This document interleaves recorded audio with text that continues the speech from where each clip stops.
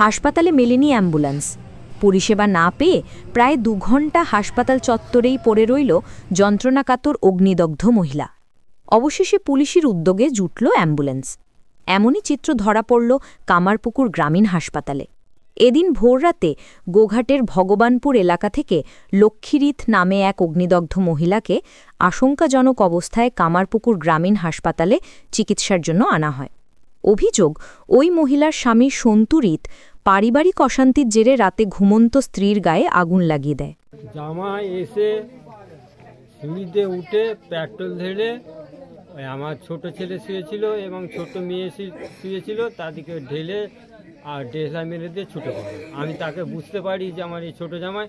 তখন আমি হেতা আগুন নিমাবো না ওদিকে বার করব না কাউকে ডাকবো না তাদের পেছনে ছুটব। সন্তুর বাড়ি চন্দ্রকোনা থানা এলাকার রাধাবল্লভপুরে। পারিবারিক অশান্তির জেরে কয়েকদিন আগেই আর স্ত্রী লক্ষ্মী গোঘাটের ভগবানপুরে তার বাপের বাড়ি চলে এসেছিল। আক্রান্তের পরিবারের অভিযোগ, সোমবার গভীর রাতে সন্তু তার শ্বশুরবাড়িতে এসে অতর্কিতে ঘুমন্ত স্ত্রীর গায়ে আগুন লাগিয়ে দিয়ে পালিয়ে যায়। এদিকে ওই পরিস্থিতিতে অগ্নিদগ্ধ ওই মহিলাকে তার পরিবারের লোকজন কামারপুকুর গ্রামীণ হাসপাতালে নিয়ে গেলে চিকিৎসকরা ওই মহিলাকে আরামবাগ মেডিকেল কলেজে স্থানান্তরিত করেন।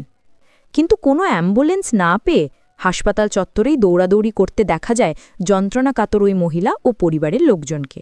বলতে রোগীগুলো প্রচুর পুড়ে গেছে, ওরা ছুটে পড়ছে, ওদেরকে রাখতে পারছি না। 1 ঘন্টার উপরে হয়ে গেছে, 2 ঘন্টা হতে যাচ্ছে, এখনো গাড়ি পাচ্ছি না আমরা। ওদেরকে নিয়ে আমরা কোথায় যাব? ট্রান্সফার করে দিয়েছে? হ্যাঁ, ট্রান্সফার করে দিয়েছে 2 ঘন্টা আগে। এখনো গাড়ি পাচ্ছি না। কোনো অ্যাম্বুলেন্স নেই? না, কোনো অ্যাম্বুলেন্স নেই। অ্যাম্বুলেন্স ফোন করেছে, বাইরে চলে গেছে। তাহলে আমরা ওই রোগীগুলো নিয়ে কি করব? ওরা তো ছুটে পড়ছে। রোগী তো নিয়ে আসছি আমরা এরকম কামারপুর হসপিটালে নিয়ে আসছি।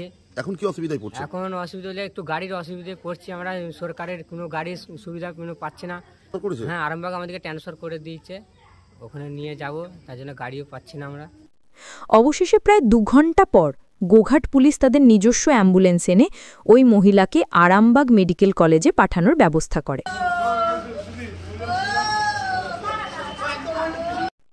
আর এই জায়গা থেকে রাজ্যের স্বাস্থ্য পরিষেবা নিয়ে উঠছে একাধিক প্রশ্ন। ইতিমধ্যেই হুগলি জেলা জুড়ে বন্ধ হয়ে পড়েছে নিশ্চয় যান। অ্যাম্বুলেন্স পরিষেবার হালও বেহাল। তাহলে প্রান্তিক এলাকা থেকে রোগী যাতায়াতের পরিষেবা চলবে কিভাবে, উঠছে প্রশ্ন। ব্যুরো রিপোর্ট, বাংলার কথা।